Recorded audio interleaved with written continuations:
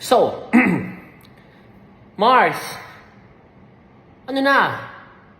Eto palang si Piolo Pascual. Charot! Wala itong kinalaman kay Piolo.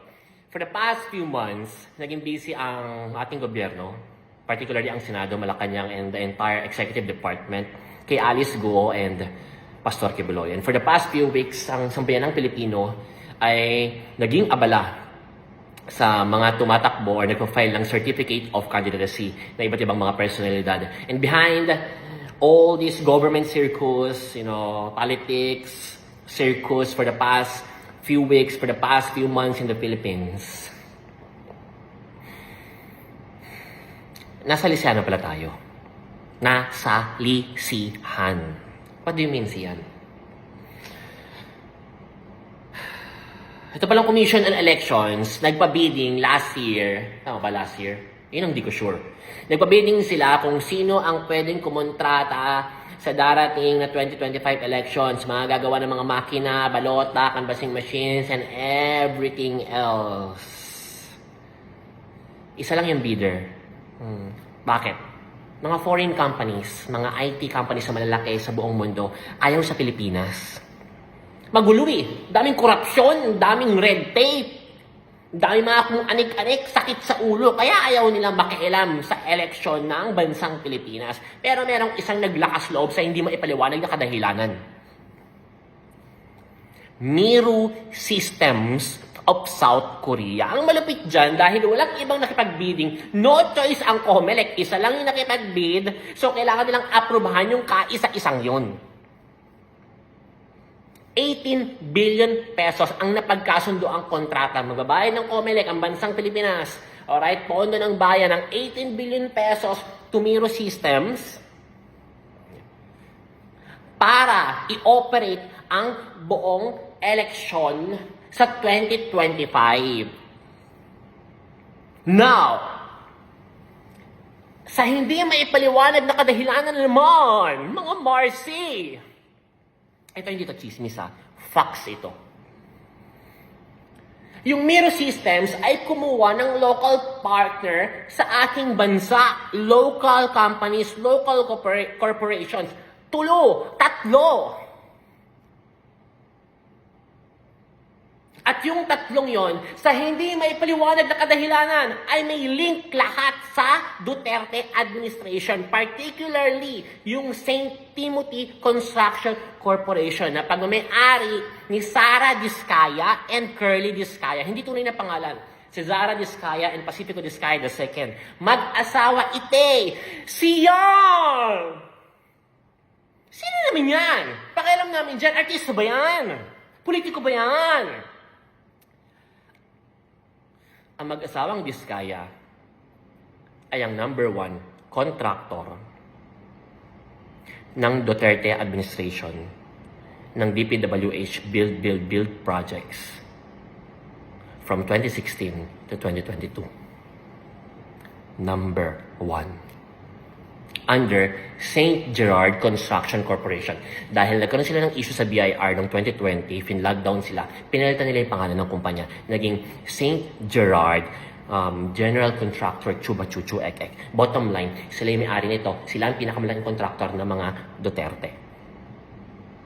And come to think of it, bakit ang isang construction company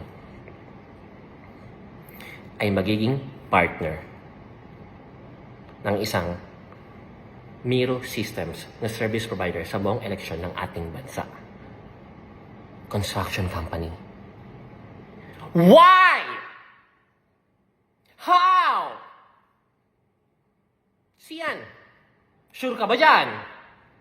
Na talagang yung St. Timothy Construction ay na partner ng Miru Systems ay talagang konektado sa mga Diskayas na biggest contractor ng Duterte. How sure are you? How sure I am?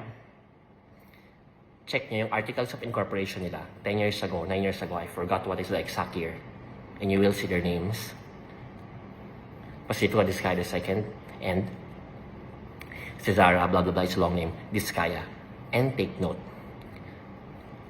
last October 4, inutusan ng Commission on Elections yung St. Timothy na umalis na sa joint joint venture partnership with Miro Systems. Miro Systems. Kung hindi lehitimo ang conflict of interest na ito, bakit yun gagawin ng COMELEC? Ang problema natin ngayon, for the past 1 year or more than 1 year of preparations, na-expose na lahat ng mga balota and election machines. With St. Timothy, with the Discayas. So, COMELEC, I'm asking you this question right now. Anong assurance po yung maibibigay nyo sa amin, sa taong bayan, na hindi compromise yung magiging election sa 2025? What if walang pumasok na bidder, tapos kinontak lamang ng mga Diskaya yung Miro Systems bilang dami nila? Kaya yung tatlong kumpanya na partner, na joint venture partnership ng Miro Systems, ay sila lang din. What if ganun nangyari? Paano nyo kami ma-assure na hindi ganun? Na talaga magiging malinis yung election sa 2025?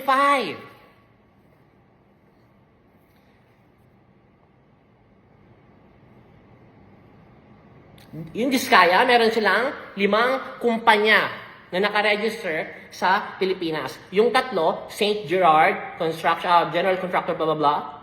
Pangalawa, St. Timothy, blah, blah, blah, blah. And St. Matthew, blah, blah, blah, blah. Puro santo, no? Mahilig ba sila sa saints? Siyan, paano masabi na talagang kanila yung mga kumpanyang yan? Gerard, Matthew, and Timothy, nanginginig yung daliri ko, ay ang kanilang 3 lalaking anak. Pinangalan nila yung 3 corporation sa kanilang 3 lalaking anak. Alam niyo, sa totoo lang, wala akong idea sa bagay na to eh. Nagkaroon lang ako idea nung umiiyak-iyak na sa media si Mayor Vico Sotto.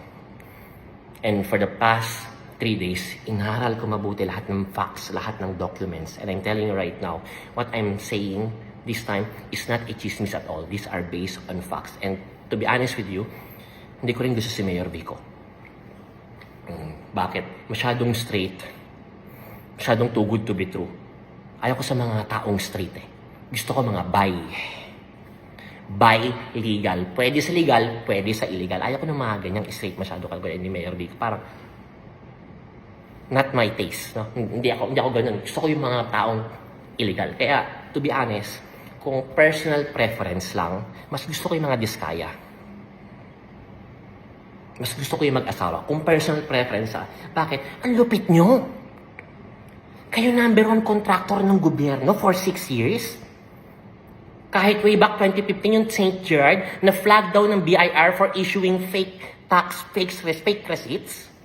Fake tax declarations. Pero pagpasok ng Duterte admin, kayo pa rin, after that happening on 2015, kayo pa rin ang number 1 contractor ng aming bansa. Ang lupit nyo, kayo na mga gusto kong tao. Mga lobbyists, connected to politics. Grabe, pumera, bilyon. Ganyan ang gusto kong tao, ganyan ang gusto kong diskarte. Ang ayaw ko lang dito is, pati yung COMELEC, pinasok nila, pinenetrate nila. So, paano po kayo makasigurado ngayon na magiging malinis yung election at yung mga resulta ng darating na 2025 elections ay talagang totoo? Kasi pag ikaw ang general contractor, number 1 contractor ng gobyerno ng bansa, grabe yung impluensya mo sa lahat ng mga politiko. Kasi magpakatotoo na tayo, hindi ko sinasabi na corrupt ang St. Timothy or St. Gerard. Sinasabi ko in general na pag merong mga construction projects sa ating gobyerno, grabe ang korupsyon. Alam ng lahat yan. At kung ikaw ang general contractor, pinakamalaki number 1 sa buong bansa, grabe ang pera dyan. Kapag grabe ang pera dyan, grabe yung impluensya mo sa mga politiko. Pag grabe yung impluensya mo sa politiko, ang daming saludo sa'yo, ang daming mong kaalyado. So ngayon, na sobrang bulag kami kay Alice Guo, kay Pastor Tibuloy, at sa mga nagpapail ng mga COC, nasalisahan nyo kami na for more than 1 year, tinatrabaho nyo na pala yung mga balota, yung mga makina, para sa darating na eleksyon. Bakit kayo, construction company kayo, hindi naman kayo IT systems company? At bakit in-award sa inyo ng Miro Systems? Ano ang connection sa Miro Systems? Bakit sila ang lone bidder ng ating bansa? Walang ibang nagbid kundi sila lamang. Tapos nung na-approve sila,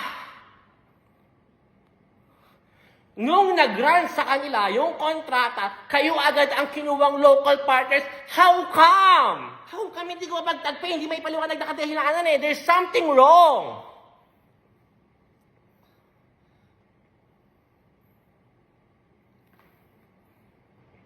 You know, wala akong pakialam kung tumatakbo si Sara Diskaya for mayor ng Pasig. I don't give a fuck about Pasig City. Paki ko dyan. Wala rin akong paki kay Mayor Vico. Paki kung matalo ka. What's my concern is COMELEC, President Marcos. Well, I know for a fact na ang Malacanang ay, technically speaking, walang power over COMELEC. Because COMELEC is an independent body na nilukluk ng ating konstitusyon. I know that. So, kinakausap ko to separately. Malacanang, President Marcos, Commission on Elections, paano niyo po ma-assure sa amin na yung darating 2025 elections ay walang impluensya ng mga Duterte at ang kanilang mga kaalyado? How can you assure us after all this St. Timothy thing with the Diskayas and with Miro Systems, so sila mismo ang may control, 100% control sa darating na eleksyon? Paano niyo po kayo ma-assure na magiging malinis tong eleksyon na to at walang impluensya ng mga Duterte? How can you assure the people? How can you give us assurance? Kung ako po tatanungin ninyo, dapat alisin na yung Miro Systems.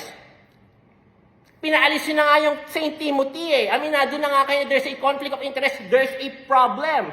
There's a possibility of certain compromise. That's why last October 4, inutusan niyo yung St. Timothy na pag-hands off na sa Miro Systems. Pero paano tayo makaka-assure? No. Na wala pa talaga silang alam or wala talaga silang implementation sa Miro Systems. So kung gusto niyo pong bigyan ng assurance sa ating gobyerno, dapat i-abolish po itong kontrata with Miro Systems and back to zero. Meron na po tayong 5 buwan or 6 na buwan para gumawa ng mga balota na kayang-kaya naman. Kumuha po tayo ng ibang kumpanya na hindi nakukuha ng kahit na sinong local partner sa Pilipinas na pwedeng impluensya ng kahit na sinong politiko para ma-assure po natin yung malinis na darating na eleksyon. Paano po kayo makaka-assure ngayon, after all this happening, na yung mananalong senador sa 2025 at yung mananalo ng mga mayors, governors, and other positions in the country are not manipulated or compromised in favor of the Duterte allies with the Diskayas, through the Diskayas?